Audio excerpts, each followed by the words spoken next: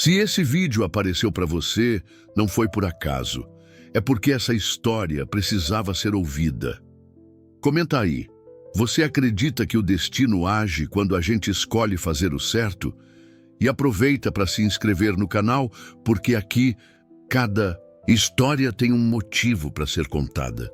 O ronco do motor era a única companhia que eu tinha naquela madrugada. Meu nome é José Roberto, mas na estrada todo mundo me conhece como Zé da Bahia. 46 anos de vida, 28 deles grudado no volante deste caminhão que já conhecia cada gemido, cada vibração. A BR-364 cortava o cerrado como uma cicatriz na escuridão. Saí de Cuiabá carregado de soja com destino a Santos. Mais uma viagem que pagaria as contas, mas não encheria o vazio que carregava no peito desde que minha esposa morreu, há 3 anos. Câncer levou ela em 6 meses. Desde então, a estrada virou minha casa e minha fuga. O cheiro de diesel misturado com o ar seco do cerrado entrava pelas janelas abertas. O calor grudava na camisa mesmo sendo quase meia-noite. As cigarras cantavam nos pastos que se perdiam na escuridão. Um som que me acompanhava desde criança, no interior da Bahia, quando eu ainda sonhava em ser outra coisa além de um homem sozinho numa cabine de caminhão. Tinha acabado de passar por Rondonópolis quando o telefone tocou. Era minha filha, Júlia. Pai, quando você volta para casa? A voz dela chegou cansada pelo viva voz. Semana que vem, minha filha. Você sempre fala isso. Ouvi o suspiro dela do outro lado da linha. Pai, eu preciso conversar com você. É sobre a casa da mamãe. Não posso ficar pagando aluguel para...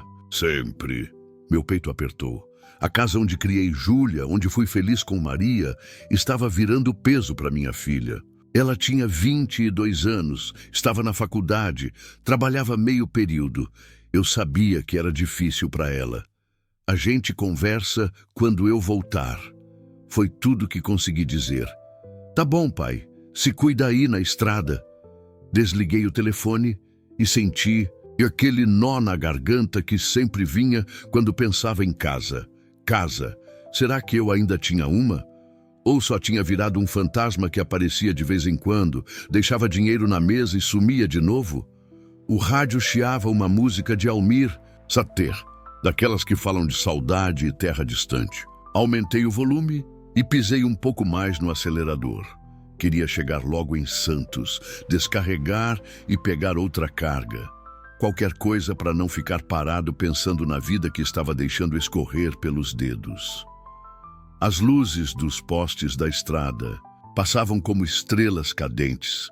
Pensava em Maria, em como ela ficava brava quando eu demorava demais para voltar das viagens. Um dia você vai perder sua família por causa dessa estrada, ela dizia.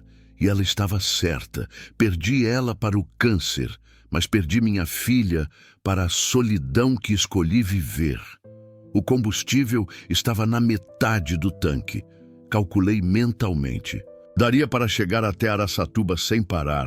Gostava de viajar à noite, menos movimento, menos confusão. Era só eu, os fantasmas do passado e o asfalto que se esticava até o infinito. Foi quando vi as primeiras luzes à frente, piscando estranho, no meio da pista. Diminuí a velocidade, pensando que podia ser algum acidente ou uma blitz da polícia rodoviária. Mas conforme me aproximava, percebi que não era nada disso. Era algo que faria minha vida dar uma volta completa, que me forçaria a escolher entre continuar sendo o fantasma que eu tinha virado ou voltar a ser o homem que Maria se apaixonou há tantos anos. As luzes que piscavam à frente não eram de carro quebrado nem de viatura policial. Eram os faróis de um Gol velho, encostado meio torto no acostamento, com a porta do motorista aberta e a luz interna acesa. Mas não era o carro que chamava atenção. Era a cena que se desenrolava ao lado dele. Um homem alto, magro, vestindo uma camiseta suja e um boné escuro puxado para baixo, arrastava uma mulher pelo braço. Ela tropeçava a cada passo, as pernas bambas como se fossem de borracha. Usava roupas de academia, top rosa e legging preta, e carregava na mão direita uma garrafa de cachaça quase vazia que balançava perigosamente. Meu primeiro instinto foi passar direto. Não era a primeira vez que via casal bêbado brigando, na beira da estrada. Festa junina, final de semana, discussão de madrugada, já tinha presenciado de tudo nas décadas rodando por este Brasil. Mas algo me fez diminuir ainda mais a velocidade. Talvez fosse a forma como o homem olhava nervoso para os lados, como se estivesse fazendo algo errado. Ou talvez fosse como a mulher resistia, mesmo claramente embriagada, tentando se soltar perto dele. Mas o que realmente me chamou a atenção foi quando os faróis do meu caminhão iluminaram o rosto dela. Era jovem, devia ter uns 20 e poucos anos. Cabelo loiro amarrado num rabo de cavalo bagunçado, com algumas mechas grudadas no rosto suado. Mas os olhos, Jesus Cristo. Os olhos dela não eram de quem estava bêbada. Eram de quem estava com medo. Parei no acostamento uns 100 metros à frente e fiquei observando pelo retrovisor. O homem tinha parado de arrastar a mulher e agora olhava fixamente para o meu caminhão calculando. Ela aproveitou a pausa para tentar se firmar melhor nas pernas, mas quase caiu.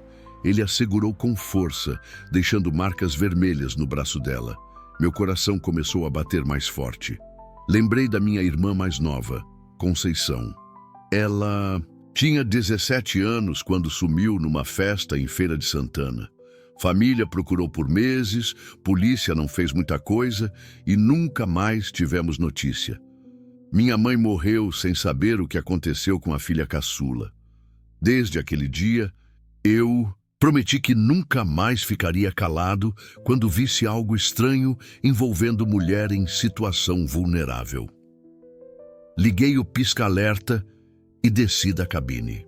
O ar quente da madrugada bateu no meu rosto, carregado com cheiro de mato seco e aquele odor característico de estrada, mistura de asfalto quente, diesel e poeira.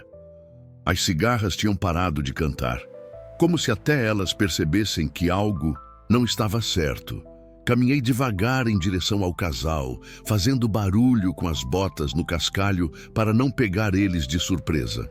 O homem me viu se aproximando e forçou um sorriso que não chegou nem perto dos olhos. "Boa noite, amigo", disse ele, a voz meio trêmula tentando soar casual. "Como é que vai?" "Tudo certo por aqui?" perguntei, parando a uns 3 metros de distância. Meus olhos alternavam entre ele e a mulher, que agora se apoiava no carro para não cair. "Ah, tá tudo ótimo, sim", ele respondeu rápido demais, passando a mão livre pelo rosto suado. "É só minha namorada aqui que exagerou um pouquinho na bebida. Sabe como é, né? Mulher quando bebe." Olhei para ela com mais atenção. A pele estava pálida como papel, suando frio mesmo no calor da madrugada.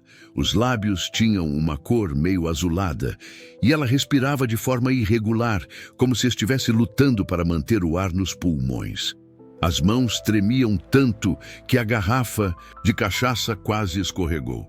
"Ela não tá com cara de quem bebeu demais", falei, dando um passo mais perto. "Tá com cara de quem tá passando mal." O nervosismo dele aumentou visivelmente. Começou a balançar o peso do corpo de um pé para o outro, olhando para os lados como animal acuado. Não, ela só bebeu mesmo. Nós estava voltando de uma festa ali em Jataí. Ela sempre fica assim quando bebe cachaça." Mentira. Eu conhecia bêbado de todos os tipos, alegre, chorão, agressivo, molenga. Mas aquela mulher não estava embriagada. Estava claramente em estado de choque ou algum tipo de crise médica. "Qual o nome dela?" perguntei de repente, testando. Ele gaguejou. É Carla. Carla Silva." A mulher fez um esforço sobre-humano para levantar a cabeça e me olhar nos olhos. Por um segundo, tive a impressão de que ela tentava me dizer algo. Então, com uma voz rouca e quase inaudível, ela sussurrou: "Não, meu nome não é Carla." Foi como se uma bomba tivesse explodido no silêncio da madrugada.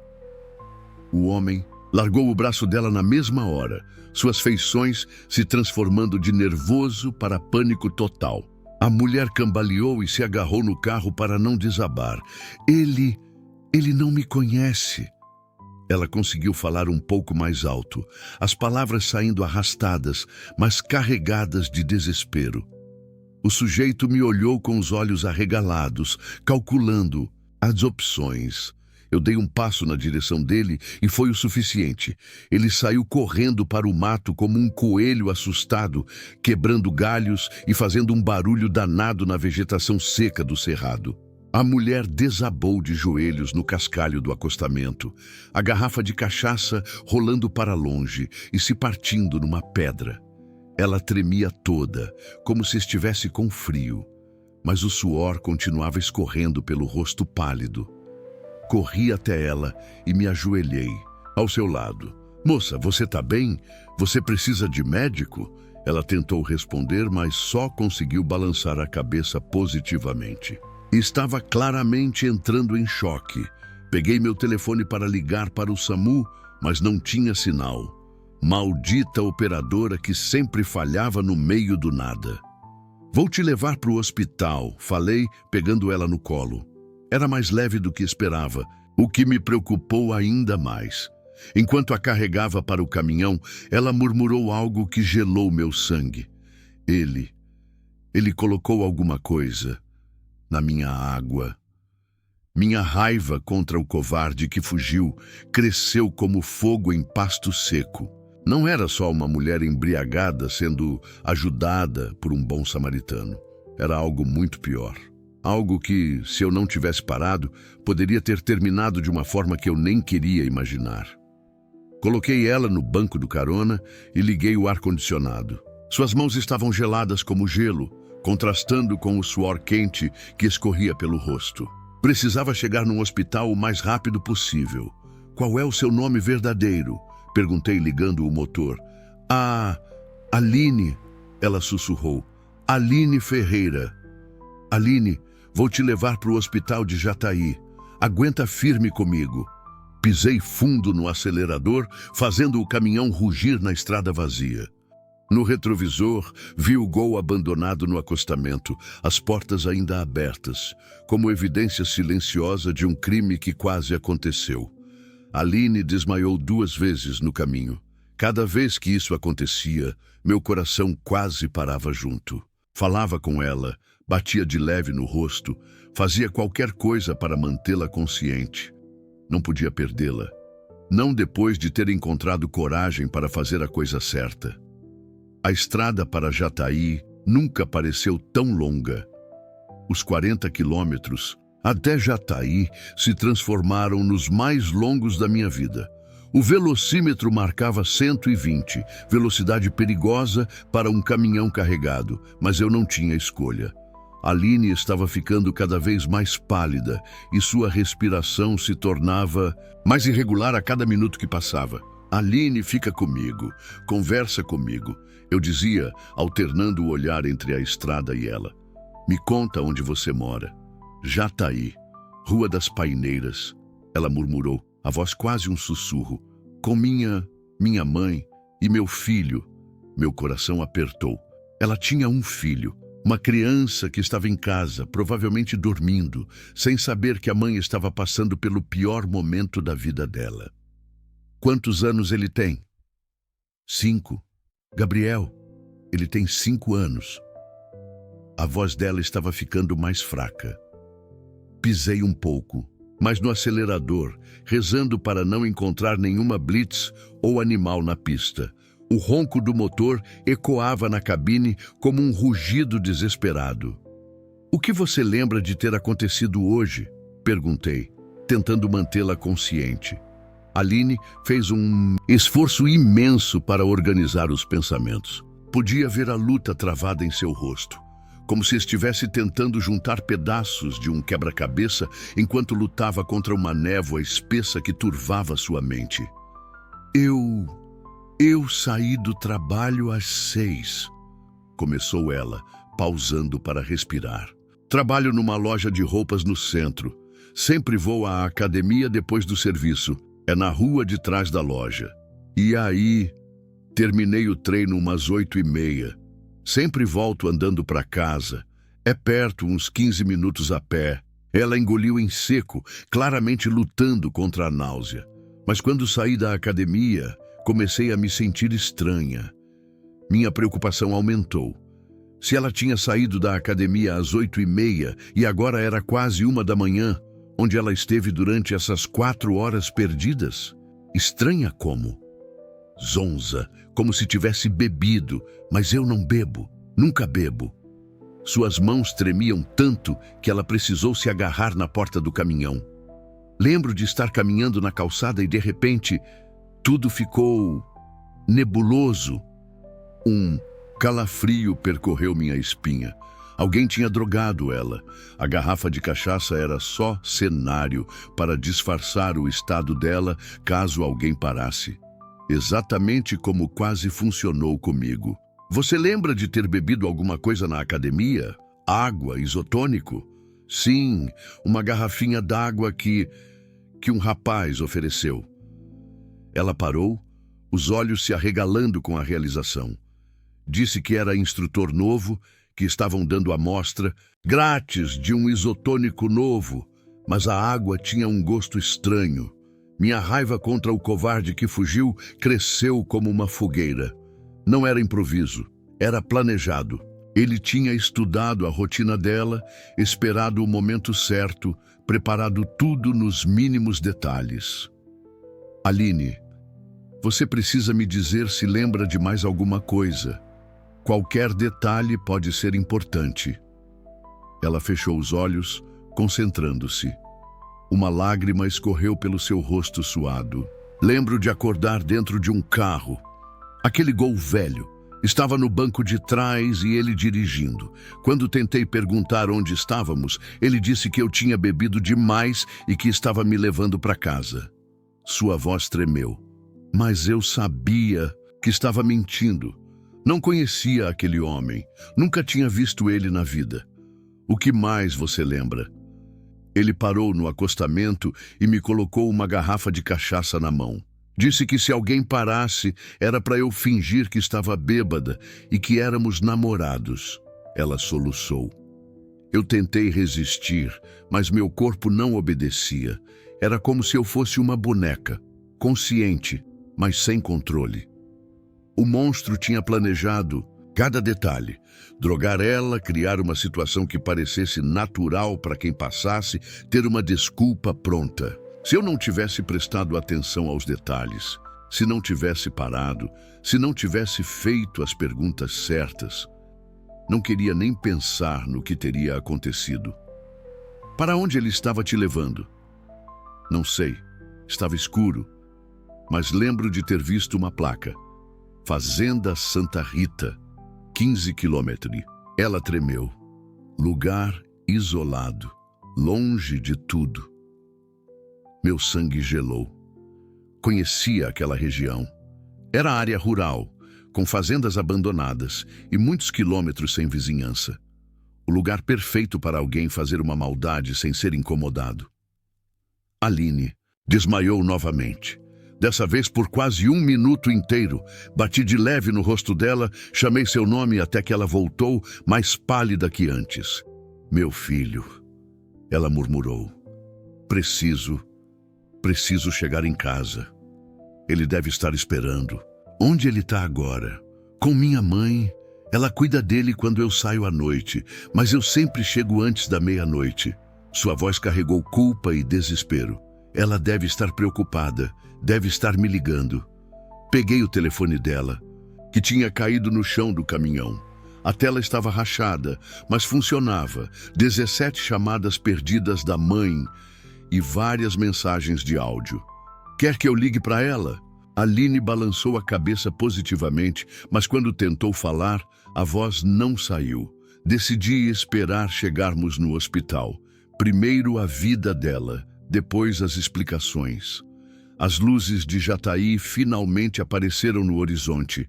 Nunca fiquei tão feliz em ver uma cidade. O hospital regional ficava na entrada, um prédio baixo e branco que brilhava como um farol na escuridão. Chegamos, Aline. Aguenta mais um pouquinho. Ela tentou sorrir, mas o esforço foi demais. Seus olhos se fecharam novamente e dessa vez não consegui acordá-la. Entrei na emergência buzinando e gritando por socorro. 2 enfermeiros e um médico correram até o caminhão. Quando carreguei Aline nos braços para levá-la até a maca, percebi como ela estava gelada. Gelada como gelo, mesmo no calor daquela madrugada abafada. O que aconteceu? Perguntou o médico, já checando os sinais vitais dela. Alguém drogou ela. Encontrei um homem tentando levá-la para um lugar isolado. Ela disse que bebeu algo com gosto estranho numa academia. O médico franziu o senho, preocupado. Há quanto tempo isso aconteceu? Umas 4, 5 horas. Ela estava semiconsciente quando encontrei, mas vem piorando. Vamos fazer alguns exames. Precisa ficar aqui para dar detalhes para a polícia. Enquanto eles levavam Aline para dentro, fiquei parado no estacionamento, ainda sentindo o cheiro de diesel nas roupas e o coração batendo descompassado. Olhei para o céu estrelado e fiz uma oração silenciosa. A primeira em muito tempo.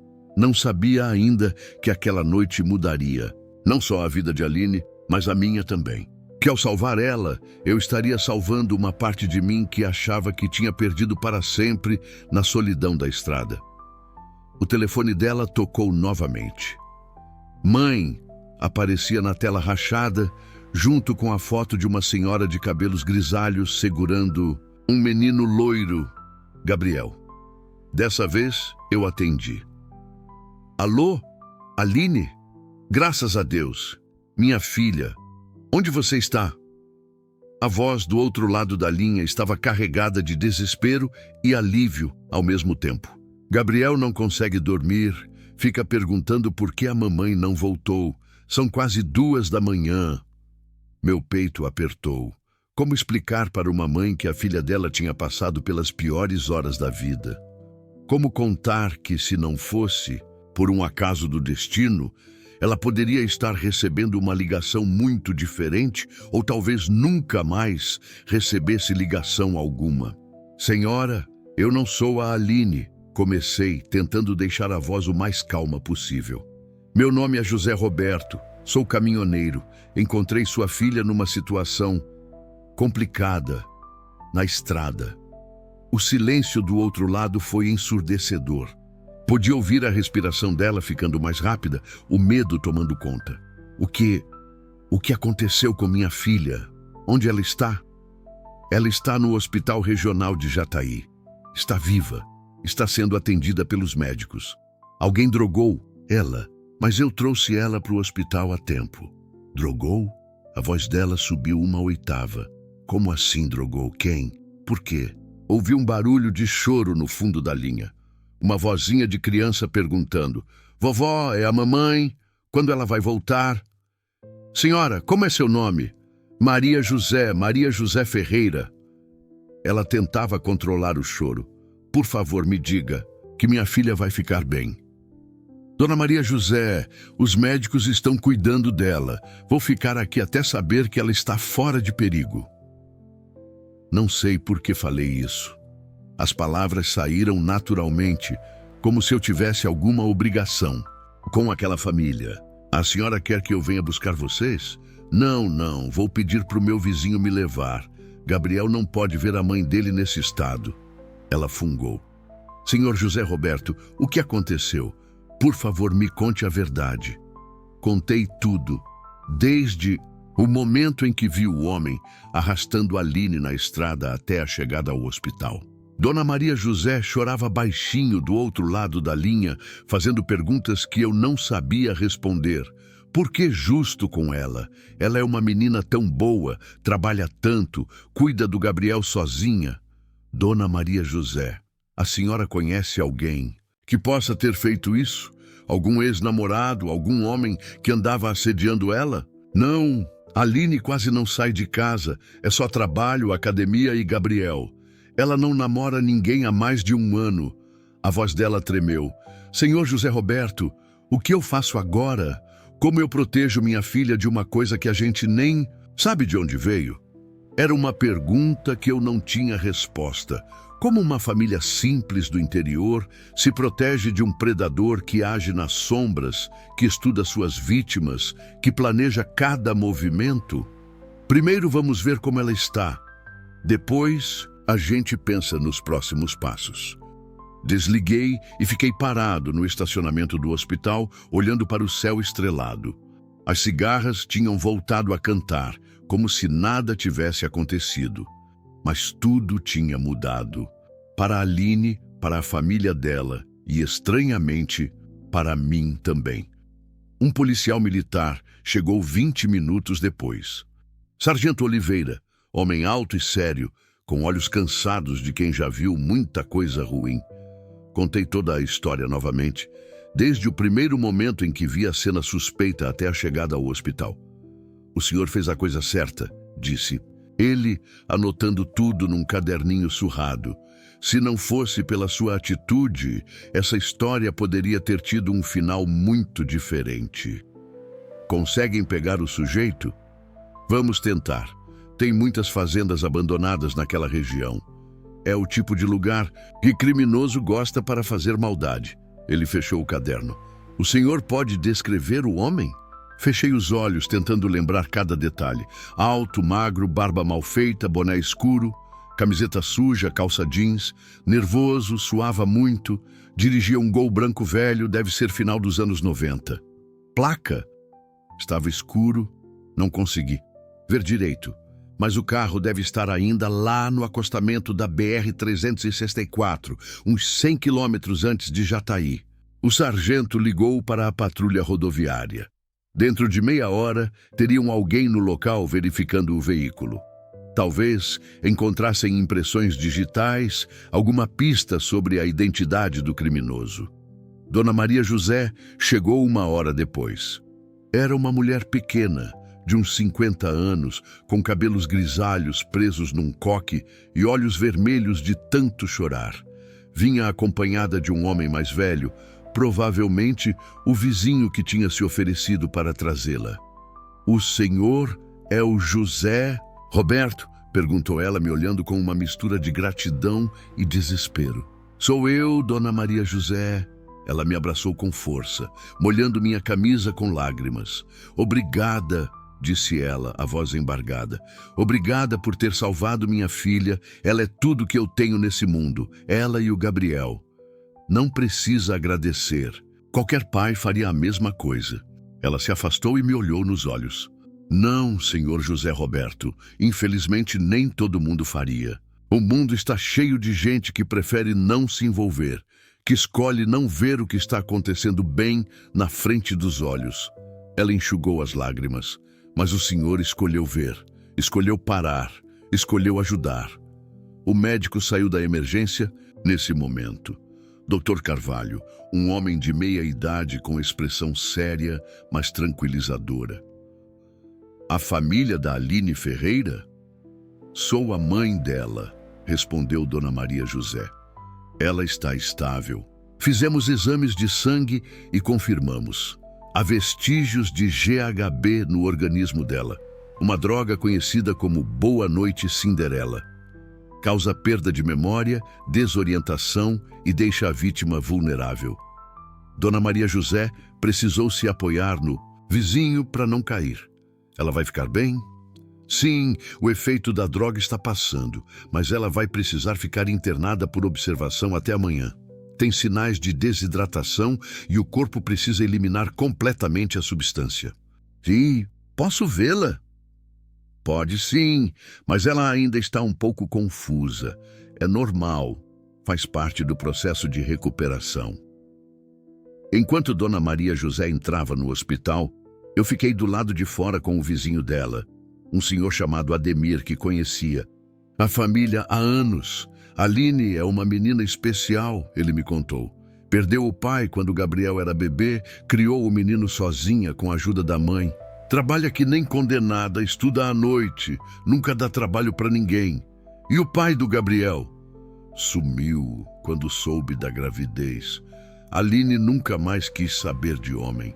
Diz que não tem tempo para coração partido. Ademir balançou a cabeça. Pobre menina.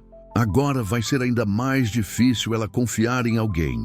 O policial voltou com notícias. Tinham encontrado o Gol abandonado no acostamento exatamente onde eu disse. Dentro do carro havia mais evidências. Um frasco pequeno vazio que provavelmente continha a droga, um mapa riscado com o caminho para a fazenda Santa Rita e uma carteira de motorista esquecida no chão. Identificamos o sujeito, disse o sargento. Carlos Alberto da Silva, 42 anos. Já tem passagem por outros crimes semelhantes em Goiás e Mato Grosso. É um predador serial. Meu sangue ferveu. Não era a primeira vez que ele fazia isso. Outras mulheres tinham passado pelo mesmo terror. E algumas talvez não tivessem tido a sorte de Aline. Vão conseguir prender ele? Já emitimos mandado de prisão. Com o que encontramos no carro e com o depoimento do senhor, temos evidências suficientes. O sargento me deu um cartão.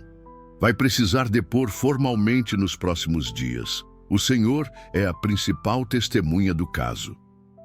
Quando Dona Maria José saiu do hospital, seus olhos estavam inchados, mas aliviados. Ela acordou. Ainda está meio confusa, mas me reconheceu. Ela segurou minha mão. Perguntou por você, quer te agradecer pessoalmente. Como ela está? Assustada, mas viva. É o que importa. Dona Maria José suspirou.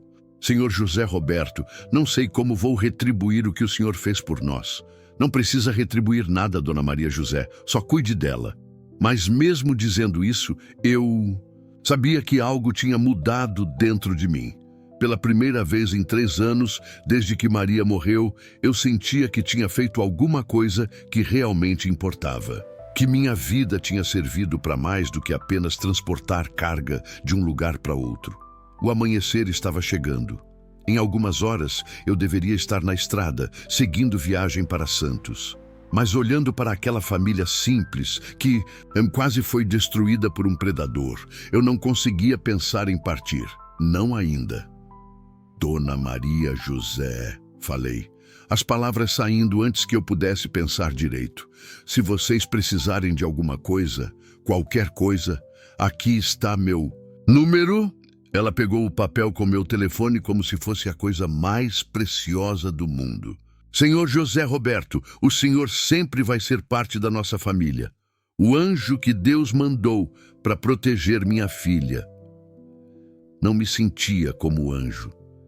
Me sentia como um homem que finalmente tinha encontrado um propósito maior do que sua própria solidão. E isso assustava e aliviava ao mesmo tempo. Não consegui sair de Jataí naquela manhã. Liguei para o despachante em Santos e inventei uma desculpa sobre problema mecânico no caminhão. Menti e não me senti culpado por isso. Havia coisas mais importantes acontecendo do que entregar soja no porto. Passei a manhã no hospital, bebendo café ruim da máquina e tentando entender por que não conseguia ir embora. Dona Maria José tinha voltado para casa buscar roupas para a Aline e cuidar do Gabriel, que ainda não sabia direito o que tinha acontecido com a mãe. Contei que ela passou mal e está no hospital, mas que logo vai voltar, explicou ela antes de partir. Eram quase 2 da tarde quando o Dr. Carvalho me procurou no corredor. O senhor é o caminhoneiro que trouxe a Aline? Sou eu, doutor. Como ela está? Bem melhor. A droga já foi quase totalmente eliminada do organismo. Ela está lúcida, orientada e pediu para falar com você. Ele me olhou com seriedade. Mas preciso avisá-lo. Ela ainda está muito abalada emocionalmente. O trauma psicológico desse tipo de situação às vezes demora mais para se curar do que o físico. Segui o médico pelo corredor, que cheirava a desinfetante e tinha aquela luz fria de hospital. Meu coração batia mais forte do que deveria. Por que eu estava nervoso? Era só agradecer, desejar melhoras e seguir viagem, simples assim. Mas quando entrei no quarto e vi a Aline sentada na cama, usando um pijama hospitalar azul claro, com o cabelo loiro solto nos ombros e os olhos mais claros que eu já tinha visto na vida, soube que nada seria simples. Ela me olhou e sorriu. Um sorriso tímido, mas genuíno, que transformou completamente seu rosto. Estava pálida ainda, com olheiras profundas, mas havia vida naqueles olhos. Vida que quase foi tirada dela na noite anterior. Você é o José Roberto, disse ela, a voz ainda um pouco rouca. Minha mãe me contou tudo. Sou eu mesmo. Me senti desajeitado de repente, um homem grande demais para aquele quarto, pequeno. Como você está se sentindo? Viva, graças a você. Os olhos dela se encheram de lágrimas. Eu lembro de tudo agora. Se você não tivesse parado, se não tivesse percebido que algo estava errado, não pensa nisso. Me aproximei da cama, sem saber se devia sentar na cadeira ao lado ou ficar em pé. O importante é que você está bem. Posso fazer uma pergunta? Ela enxugou os olhos com a manga do pijama. Claro. Por que você parou? A maioria das pessoas teria passado direto, pensado que era só um casal brigando. A pergunta me pegou de surpresa. Fiquei em silêncio por um momento, organizando os pensamentos. Tive uma irmã que sumiu há muito tempo. Ela tinha 17 anos. Nunca falava sobre Conceição com estranhos, mas as palavras saíram naturalmente. Desde aquele dia, eu prometi que nunca mais ficaria calado quando visse uma mulher em situação estranha. Aline me estudou com os olhos como se estivesse tentando decifrar algo. Sinto muito pela sua irmã. Foi há mais de 20 anos, mas a dor fica, né? A gente aprende a conviver com ela. Aprende mesmo. Ela suspirou. Quando o pai do Gabriel me abandonou, eu pensei que nunca mais ia conseguir confiar em homem nenhum. E depois do que aconteceu ontem, achei que ia ficar com ainda mais medo. E não ficou? Estranhamente não, pelo menos não de todos. Ela me olhou diretamente nos olhos. Você me mostrou que ainda existem homens bons no mundo. Homens que param para ajudar ao invés de seguir em frente. Senti um calor estranho no peito. Fazia muito tempo que alguém me olhava daquele jeito. Não com pena ou desconfiança, mas com algo que parecia respeito. Sua mãe me contou que você tem um filho. O rosto dela se iluminou instantaneamente. Gabriel. Ele tem 5 anos e é a coisa mais importante da minha vida. Pegou o celular da mesinha de cabeceira e me mostrou a foto de um menino loiro, de olhos azuis, iguais aos dela, sorrindo para a câmera. Ele é tudo para mim. Bonito menino, parece com a mãe. Minha mãe disse que ele ficou preocupado. Quando não cheguei em casa ontem, perguntou se eu tinha me perdido na estrada. A voz dela tremeu um pouco. Se aquele homem tivesse conseguido me levar, Gabriel teria ficado órfão. Minha mãe é idosa. Não conseguiria criar ele sozinha. Mas não conseguiu. Você está aqui, vai sair desse hospital e voltar para casa. Mas nada vai ser igual, né? Vou ter que mudar minha rotina, parar de andar sozinha à noite, talvez até mudar de academia. Ela balançou a cabeça. Frustrada. É injusto como uma pessoa má pode mudar toda a nossa vida. Eu não sabia o que dizer. Era verdade. A partir daquele dia, Aline teria que viver com cuidados que nunca precisou ter antes. Olhar por cima do ombro, desconfiar de estranhos, ter medo de situações que antes eram normais. Posso te fazer uma pergunta agora? Falei. Claro. Você trabalha com o quê? Sou vendedora numa loja de roupas femininas no centro de Jataí. Não é o trabalho dos meus sonhos, mas paga as contas e me permite cuidar do Gabriel. Ela sorriu com um pouco de tristeza. Estava estudando administração à noite, mas tive que parar no ano passado. Ficou difícil conciliar trabalho, estudo e maternidade. E seus sonhos, quais eram? Aline me olhou surpresa, como se ninguém tivesse feito essa pergunta há muito tempo. Eu queria ter minha própria loja. Nada muito grande, mas um lugar meu, onde eu pudesse trabalhar com o que gosto e ter mais tempo para o Gabriel. Ela deu de ombros. Mas sonho não paga conta, né? Às vezes paga sim. Só demora mais tempo para render. Ficamos conversando por mais 1 hora. Ela me contou sobre a rotina corrida, sobre como era difícil ser mãe solteira numa cidade pequena, sobre os planos que tinha para o futuro do filho. Eu falei sobre a estrada, sobre as cidades que conhecia, sobre a solidão que escolhi viver depois que Maria morreu. Sua esposa morreu há quanto tempo? Perguntou ela com delicadeza. 3 anos. Câncer. Vocês tiveram filhos? Uma filha, Júlia. Ela tem 22 anos, está na faculdade. Senti a culpa familiar apertar o peito. Não sou um pai muito presente. Depois que Maria morreu, eu meio que me refugiei na estrada. Deve ser difícil para ela também. Ela liga de vez em quando, reclama que eu nunca estou em casa. Tem razão. Suspirei. Mas é mais fácil ficar longe do que enfrentar a casa vazia, as lembranças. Aline me olhou com compreensão. Eu entendo. Quando Gabriel era bebê, e eu ficava sozinha com ele à noite, às vezes tinha vontade de sair correndo também. A responsabilidade assusta, né? Principalmente quando a gente está lidando com dor. Era estranho como ela conseguia entender coisas que eu nunca tinha conseguido explicar, nem para mim mesmo.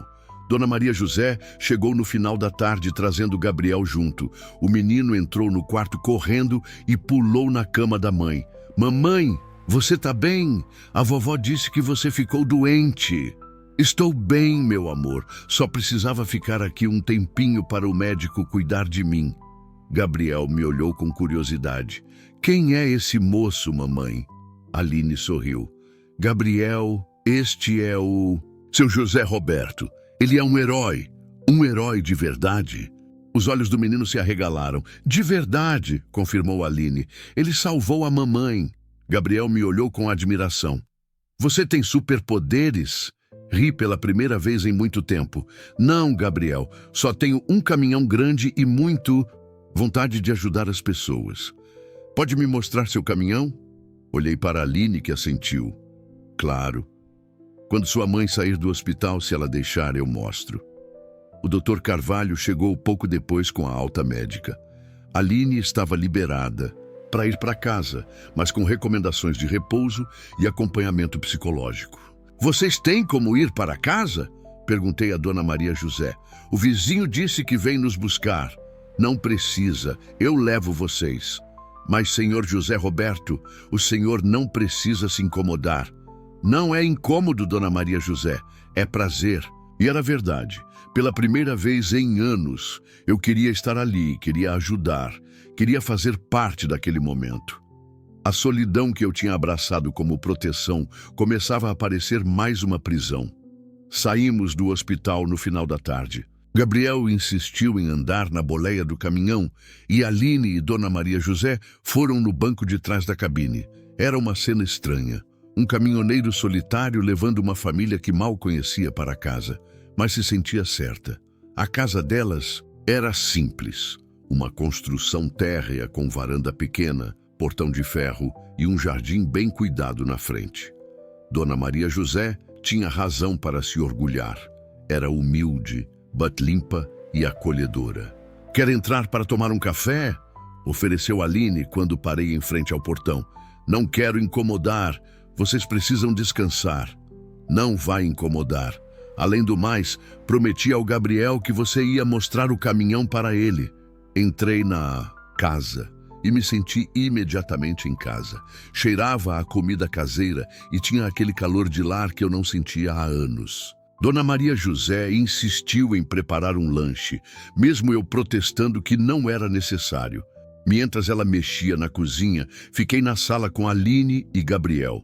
O menino me bombardeou com perguntas sobre o caminhão, sobre as estradas, sobre os lugares que eu conhecia. Aline sorria, observando a empolgação do filho. Ele sempre foi curioso, disse ela. Quer conhecer o mundo inteiro. Quando eu crescer, vou ser caminhoneiro igual ao seu José, declarou Gabriel. Vai ser o que você quiser, meu amor, disse Aline, bagunçando o cabelo dele. Ficamos conversando até escurecer. Dona Maria José contou histórias da infância. De Aline, Gabriel me mostrou seus brinquedos. E Aline falou sobre os planos para o futuro. Era uma família simples, mas unida pelo amor e pela necessidade. Quando finalmente me despedi, já era quase 9 da noite. Gabriel dormia no colo da mãe e Dona Maria José insistiu em embalar uns quitutes para eu levar na viagem. Senhor José Roberto, disse Aline na porta com Gabriel nos braços. Obrigada por tudo, não só por ter me salvado, mas por ter passado o dia aqui conosco. Faz tempo que a gente não ria tanto. Obrigado, eu. Fazia tempo que eu não me sentia útil.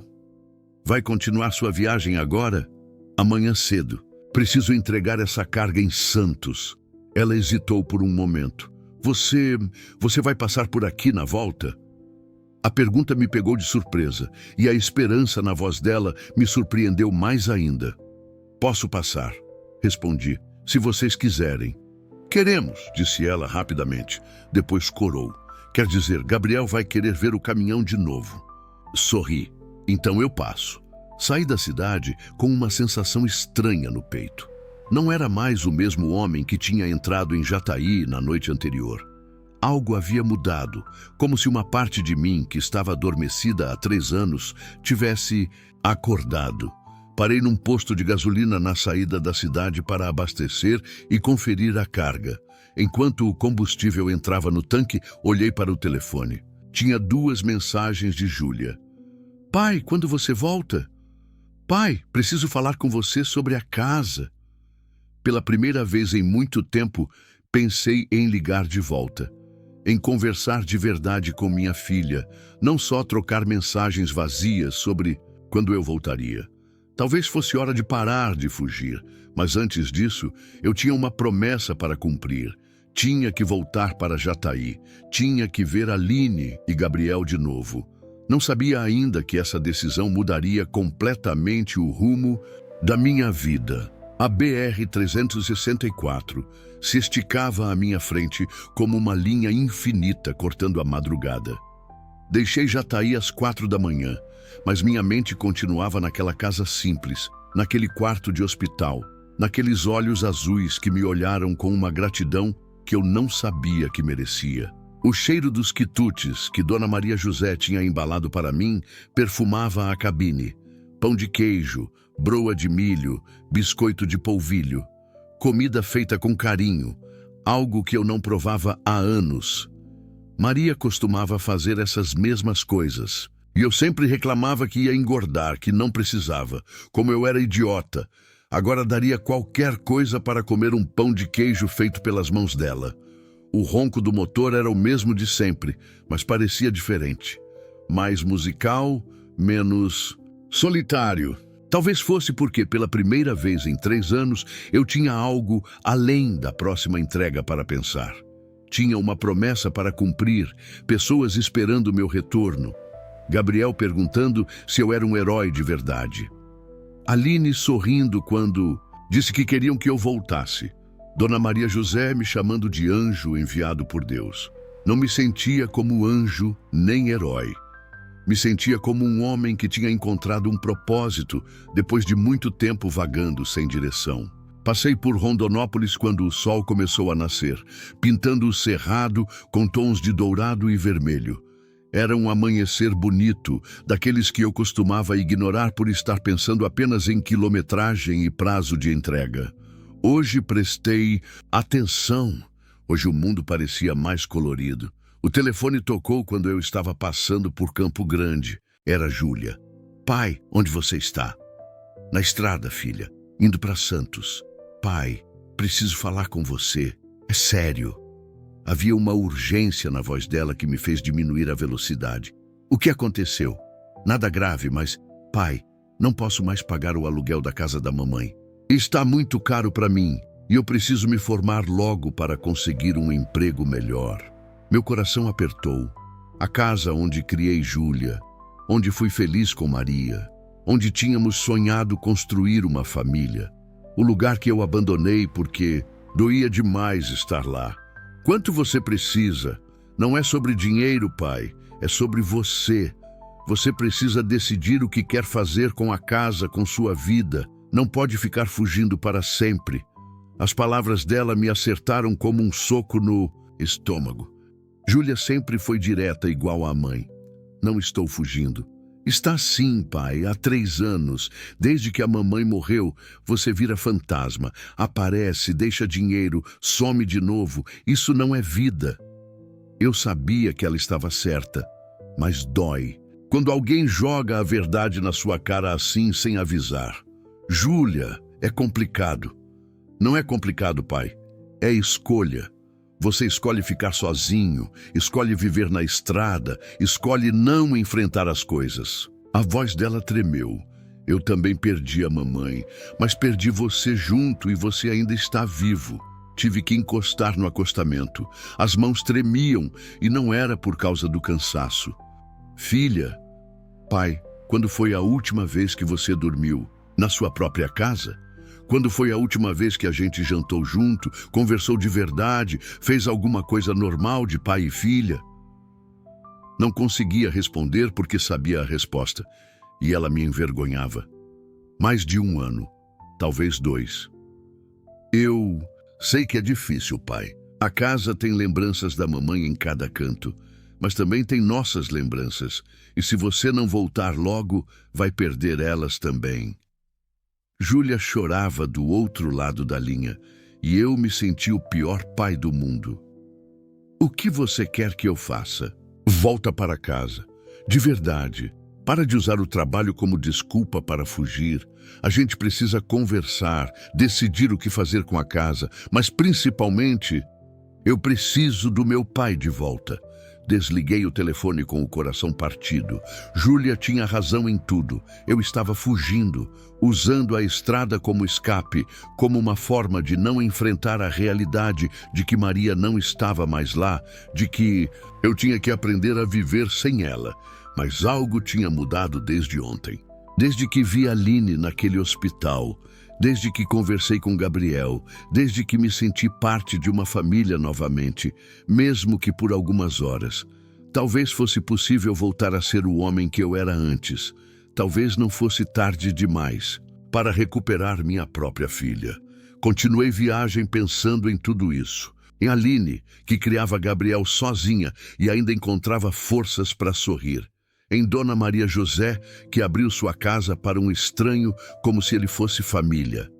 Em Gabriel, que me olhou como se eu fosse realmente um herói. E em Júlia, que estava certa, que merecia ter o pai de volta. Cheguei em Santos no final da tarde.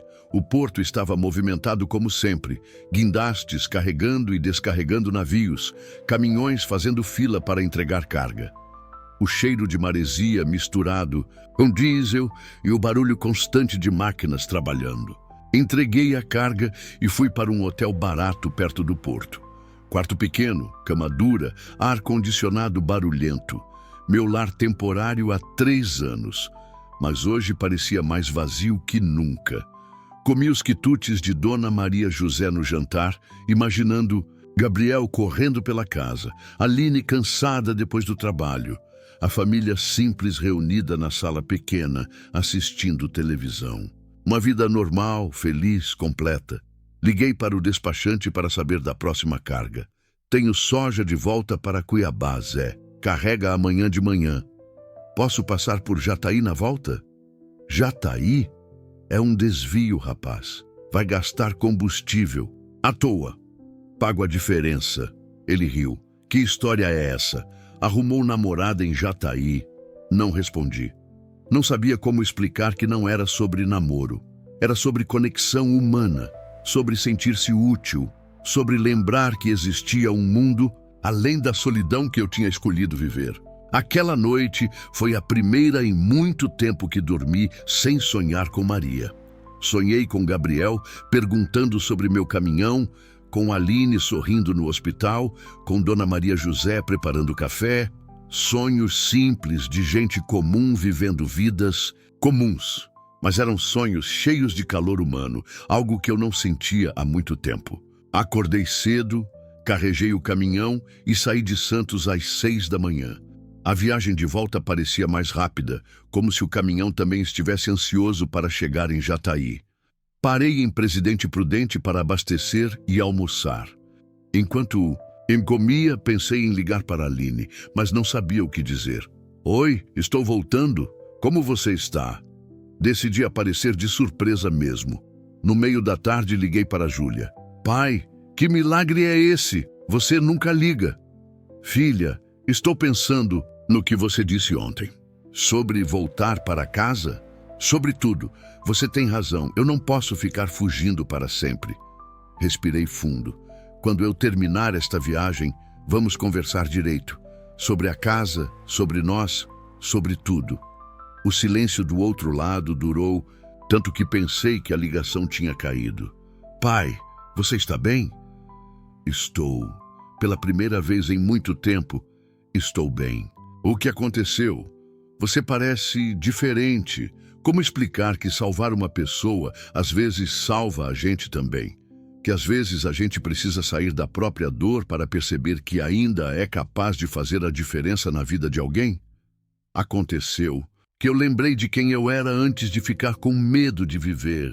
Júlia chorou baixinho. Eu senti tanto sua falta, pai. Eu também senti a sua, filha, mais do que você imagina. Desliguei com o coração mais leve. Tinha 2 promessas para cumprir agora. Voltar para Aline e Gabriel e voltar para minha própria filha. 2 famílias esperando por mim, cada uma de um jeito diferente. O sol começava a se pôr quando avistei a placa Jataí, 50 quilômetros. Meu coração disparou como se eu fosse um adolescente indo ao primeiro encontro. Que coisa mais boba. Eu era um homem de 46 anos, pai de família, viúvo. Não devia estar sentindo borboletas no estômago por causa de uma mulher que conhecia em circunstâncias trágicas. Mas estava sentindo. E pela primeira vez em 3 anos, isso me parecia certo. Cheguei em Jataí quando as luzes da cidade começavam a se acender. Passei devagar pela Rua das Paineiras, procurando o número da casa. Quando a encontrei, vi movimento na varanda. Dona Maria José regando as plantas, Gabriel brincando no quintal. E Aline sentada na cadeira de balanço, como se estivesse esperando. Alguém, como se estivesse me esperando. Parei o caminhão em frente ao portão e desci da cabine. Gabriel foi o primeiro a me ver. Seu José, você voltou. Ele correu até o portão e eu senti algo se derretendo dentro do meu peito. Fazia tanto tempo que alguém ficava feliz em me ver chegar. Aline se levantou da cadeira e caminhou até o portão devagar. Estava mais bonita que eu lembrava, usando um vestido simples azul claro que realçava seus olhos. Sem as marcas do trauma no rosto, sem a palidez do hospital. Estava radiante. Você cumpriu sua promessa, disse, ela sorrindo. Sempre cumpro, respondi, sentindo-me ridiculamente nervoso. Como você está? Bem, muito bem. Ela abriu o portão. Entre. Minha mãe fez jantar pensando que você podia aparecer. Ela sabia que eu vinha?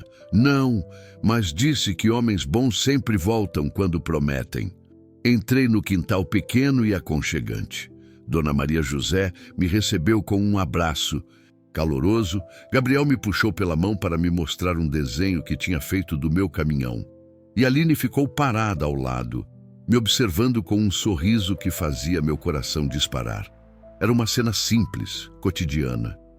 Uma família recebendo uma visita para o jantar. Mas para mim, que tinha passado 3 anos fugindo de qualquer forma de intimidade humana, era como chegar em casa depois de uma longa jornada. E talvez fosse exatamente isso que estava acontecendo. O jantar na casa da família Ferreira foi o mais acolhedor que participei em 3 anos. A mesa pequena da cozinha estava posta com simplicidade. Pratos de louça simples, copos de vidro comum, mas tudo arrumado com carinho. Dona Maria José tinha preparado arroz, feijão, frango assado e farofa, comida caseira que aquecia não só o estômago, mas a alma. Gabriel insistiu em sentar ao meu lado, bombardeando-me com perguntas sobre a viagem para Santos, sobre os outros caminhoneiros, sobre as cidades que eu conhecia. Aline sorria vendo o entusiasmo do filho, e Dona Maria José não parava de servir comida no meu prato. Come mais, seu José Roberto. Homem que dirige pela estrada precisa estar bem alimentado, dizia ela, como se eu fosse um filho que volta da escola com fome. Era estranho como aquela família simples me fazia sentir parte de algo maior. Não era só gratidão pelo que eu tinha feito. Era genuína afeição, o tipo de calor humano que eu tinha esquecido que existia. Seu José, disse Gabriel, a boca suja de feijão. Minha mãe disse que você tem uma filha igual a mim. Tenho, sim. Ela se chama Júlia, mas já é crescida. Tem 22 anos. É muito velha, então, declarou Gabriel, fazendo todos rirem. Gabriel, não é educado falar que alguém é velho, repreendeu Aline docemente. Mas 22 anos é muito, mãe. É quase igual você. Aline corou um pouco. Sua mãe tem 23 anos, Gabriel. Ainda é novinha, falei, achando graça na lógica infantil. Você vai trazer sua filha aqui para conhecer a gente? Perguntou Gabriel. A pergunta me pegou de surpresa. Era tão natural para ele que as pessoas se visitassem, que as famílias se conectassem. Não havia cálculo, nem segunda intenção, apenas a vontade pura de conhecer pessoas novas. Não sei, Gabriel. Ela mora longe daqui. Você pode trazer ela no seu caminhão, sugeriu ele, como se fosse a coisa mais simples do mundo. Aline me olhou com curiosidade. Sua filha mora onde? Em Curitiba, com a família da minha esposa. Pausei, organizando os pensamentos. Depois que Maria morreu, eu meio que me afastei. Júlia ficou mais próxima dos tios, dos primos. Eu virei meio fantasma na vida dela. Deve ser difícil para vocês dois, disse Dona Maria José com compreensão. Perder uma esposa é duro, mas perder uma mãe também é. E eu não soube lidar direito com a dor. Achei que ficar longe era mais fácil. E era? Perguntou Aline suavemente. Não, era só, mais vazio. Depois do jantar, Gabriel me arrastou para o quintal para mostrar o desenho que tinha feito do meu caminhão. Era um desenho típico de criança de 5 anos, caminhão desproporcional, cores fora das linhas, mas feito com amor e dedicação. Ficou igual, seu José. Igualzinho, Gabriel, você desenha muito bem. Ele ficou radiante com o elogio. Aline veio se juntar a nós no quintal, enquanto Dona Maria José lavava a louça. O guarda-noite estava fresco, perfumado com o cheiro de jasmim que crescia no muro dos fundos. Posso fazer uma pergunta pessoal? Disse Aline hesitante. Claro. Por que você não volta para casa? Para perto da sua filha? Era a segunda vez em 2 dias que alguém me fazia essa pergunta. Mas vinda de Aline, não soava como acusação, soava como preocupação genuína. Medo, eu acho. Medo de enfrentar a casa vazia, as lembranças, a vida que construí com Maria. Respirei fundo. E vergonha também. Vergonha de ter abandonado Júlia quando ela mais precisava de mim. Nunca é tarde para consertar as coisas. Você acha? Eu sei. Quando Gabriel nasceu, eu estava apavorada. Sozinha, sem dinheiro, sem experiência. Pensei em desistir várias vezes. Minha mãe, que me deu força, me ensinou que a gente sempre pode recomeçar. Gabriel tinha se cansado de nos ouvir conversar e foi brincar com o cachorro. Ficamos ali, eu e Aline, no silêncio confortável do quintal pequeno. Posso fazer uma pergunta para você agora? Falei. Pode. Você não tem medo depois do que aconteceu? Ela ficou pensativa por um momento. Tenho. Claro que tenho. Ontem mesmo, quando saí do trabalho, meu coração disparou quando um homem se aproximou na rua.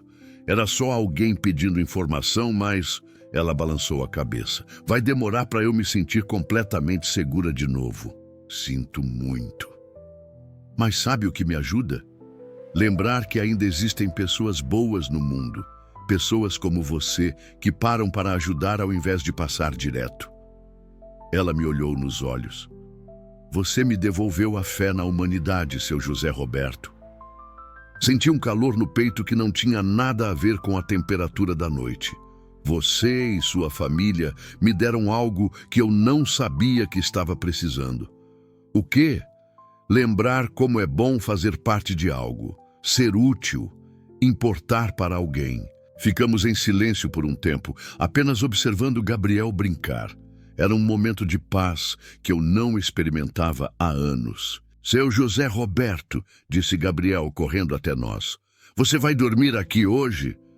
Gabriel, o seu José Roberto tem que trabalhar, disse Aline. Na verdade, não tenho pressa, falei, surpreso com minha própria resposta. Minha próxima carga só carrega depois de amanhã. Então fica, exclamou Gabriel pulando de alegria. Pode dormir no sofá. Aline riu. Gabriel, você não pode convidar as pessoas assim. Por que não? A vovó sempre diz que nossa casa tem porta aberta para gente boa. E tem mesmo, confirmou Dona Maria José, aparecendo na porta da cozinha. Seu José Roberto, se quiser ficar, será muito bem-vindo. Não é luxo, mas é confortável. Olhei para Aline procurando aprovação. Ela sorriu e assentiu. Ficaria grato pela hospedagem. Aquela noite foi especial de uma forma que eu não conseguia explicar. Assistimos televisão na sala pequena, Gabriel dormindo no colo da mãe, Dona Maria José fazendo crochê na poltrona, eu sentado no sofá, que seria minha cama. Era uma cena doméstica comum, mas para mim era extraordinária. Quando Gabriel foi dormir, Dona Maria José se recolheu também, deixando eu e Aline sozinhos na sala. Obrigada por ter ficado, disse ela. Gabriel está tão feliz. Faz tempo que ele não tem uma figura masculina por perto. E você? Como se sente em relação a isso? Ela corou um pouco. Bem, me sinto bem. Pausou. É estranho, mas me sinto segura com você aqui, protegida. Aline, posso te contar uma coisa? Claro, eu não me sentia vivo há muito tempo. Desde que Maria morreu, eu vivia no automático. Trabalhar, comer, dormir, repetir. Não tinha propósito, não tinha alegria, não tinha esperança. E agora? Agora eu lembro como é bom acordar com algo para esperar. Como é bom ter pessoas que se importam se você volta ou não. Aline sorriu, um sorriso tímido, mas genuíno. Você sempre vai ser bem-vindo aqui, seu José Roberto. Esta casa também é sua casa agora.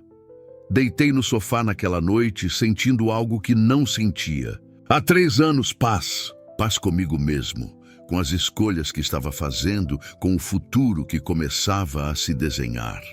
No dia seguinte, acordei com o cheiro de café e pão na chapa.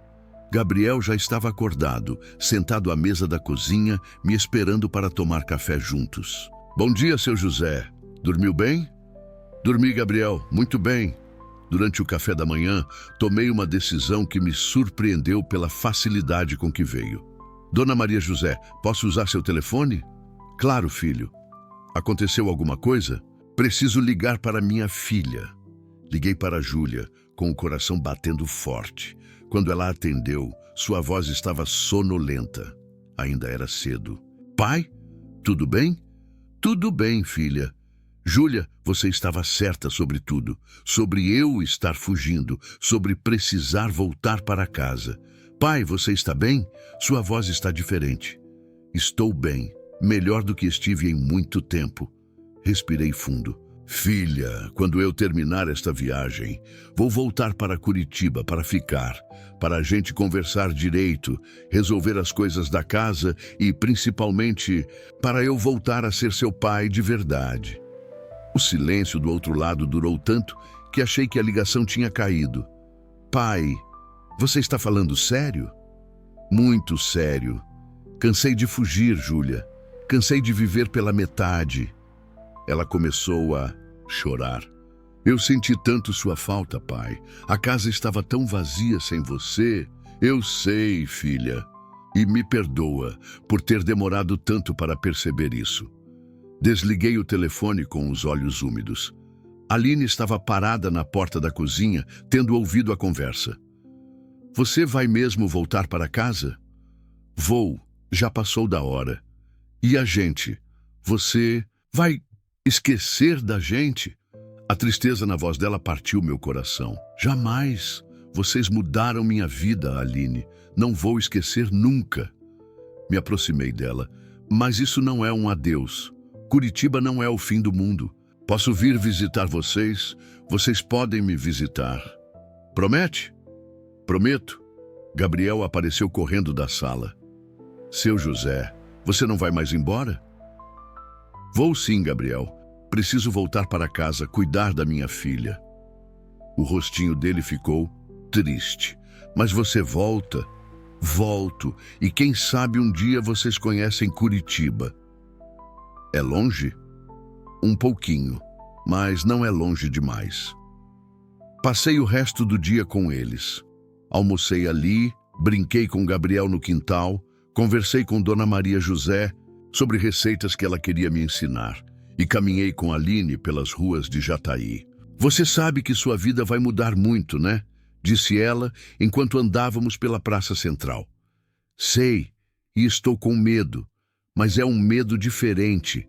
É medo de esperança, não de desespero. Como assim? Antes eu tinha medo de viver. Agora, tenho medo de não viver direito. Ela riu. É uma diferença e tanto. E devo isso a vocês. Você, Gabriel, Dona Maria José, vocês me lembraram que vale a pena tentar. No final da tarde, chegou a hora de partir. Gabriel chorou um pouco. Dona Maria José me encheu de marmitas e quitutes. E Aline me olhou com aqueles olhos azuis, cheios de coisas não ditas. Cuida-se, disse ela, me abraçando na despedida. Você também. E Aline, quê? Obrigado por tudo. Obrigada eu. Você salvou muito mais que minha vida naquela noite. Saí de Jataí com o coração dividido entre tristeza e esperança. Tristeza de deixar aquela família que tinha me acolhido como filho e esperança pelo que me esperava em Curitiba. A viagem para casa foi diferente de todas as outras. Cada quilômetro me aproximava não de um destino de trabalho, mas de uma nova vida. Uma vida onde eu voltaria a ser pai, onde teria uma casa de verdade, onde não fugiria mais dos sentimentos. Cheguei em Curitiba numa tarde de sol. A casa estava exatamente como eu a tinha deixado 3 anos atrás. Limpa, organizada, mas vazia de vida. Júlia tinha cuidado bem de tudo. Ela me esperava na varanda e quando me viu descendo do caminhão, correu para me abraçar como não fazia desde criança. Pai, você voltou! Voltei, filha, para ficar. Naquela noite, sentados na cozinha onde tantas vezes jantei com Maria e Júlia, conversei com minha filha como não conversava há anos. Contei sobre Aline, sobre Gabriel, sobre Dona Maria José. Contei como uma família de estranhos me ensinou a voltar a ser humano. Pai, você está apaixonado por essa Aline? Perguntou Júlia com um sorriso maroto. A pergunta me pegou desprevenido. Não sei, filha. Sei que ela e a família dela me fizeram lembrar de coisas importantes. Sobre amor, sobre cuidado, sobre não desistir das pessoas. Ela parece especial. É, muito especial. Vai trazê-la aqui? Se ela quiser vir. E se você não se importar. Júlia riu. Pai, eu só quero que você seja feliz. Se ela faz você feliz, então eu já gosto dela. 6 meses depois, vendi o caminhão e montei uma pequena transportadora em Curitiba. Não precisava mais fugir pela estrada. Tinha encontrado meu lugar no mundo. Aline me visitou pela primeira vez, 2 meses após eu me estabelecer em Curitiba. Trouxe Gabriel e Dona Maria José. Júlia as recebeu como família. Gabriel ficou encantado com a casa grande da Júlia. e Dona Maria José encheu minha cozinha de quitutes. "É aqui que você mora agora?" perguntou Gabriel, impressionado com o tamanho da casa. "É aqui, sim. É muito maior que nossa casa. Casas grandes ficam vazias quando não tem gente para enchê-las de amor", falei, olhando para Aline. Ela sorriu, entendendo o recado. Hoje, um ano depois daquela noite na estrada, nossa família cresceu. Aline se mudou para Curitiba comigo.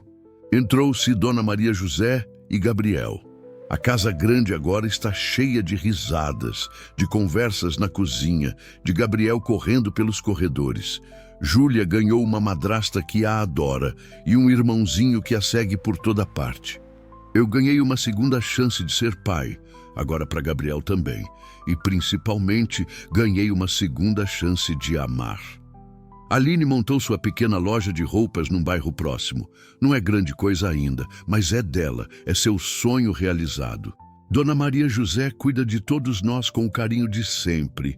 E Gabriel me chama de pai. Às vezes, quando estou dirigindo pela cidade a trabalho, passo por aquela BR-364 onde tudo começou. O local onde parei naquela noite já não tem mais nada que indique o que aconteceu ali. Mas para mim, sempre será o lugar onde minha vida verdadeira começou. Onde aprendi que, às vezes, para salvar alguém, a gente precisa primeiro parar, prestar atenção, escolher se envolver ao invés de passar direto. E onde descobri que, salvando uma pessoa, às vezes a gente salva a si mesmo. Carlos Alberto da Silva foi preso 3 semanas depois daquela noite, condenado por tentativa de sequestro e estupro, além de outros crimes semelhantes em cidades vizinhas. Está cumprindo pena de 15 anos. Às vezes, Aline ainda tem pesadelos sobre aquela noite.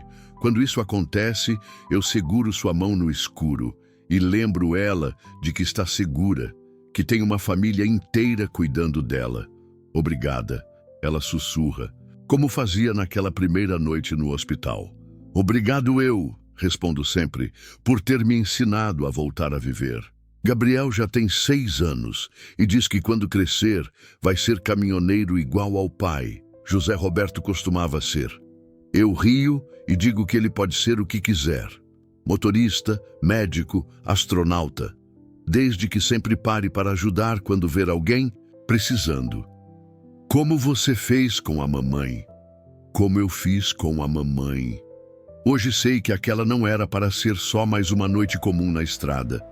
Era para ser a noite que mudaria tudo. A noite em que um homem perdido encontraria seu caminho de volta para casa. E como a estrada ensina, às vezes o destino mais importante não é aquele que está no nosso mapa. É aquele que encontramos quando temos coragem de parar e olhar ao nosso redor. Porque no final das contas, todos nós estamos na estrada procurando a mesma coisa. Alguém que nos veja, que se importe, que nos faça lembrar que não estamos sozinhos neste mundo. E às vezes, esse alguém aparece na forma de uma família simples, numa cidade pequena, ou de uma mulher corajosa que sobreviveu ao pior e ainda consegue sorrir. Às vezes, esse alguém somos nós mesmos quando encontramos coragem para parar, de fugir e começar a viver de verdade. A estrada continua lá, cortando o Brasil de norte a sul, de leste a oeste. Mas agora, quando passo por ela, não é mais uma fuga. É uma lembrança de que o lar não é um lugar. É onde o coração encontra paz.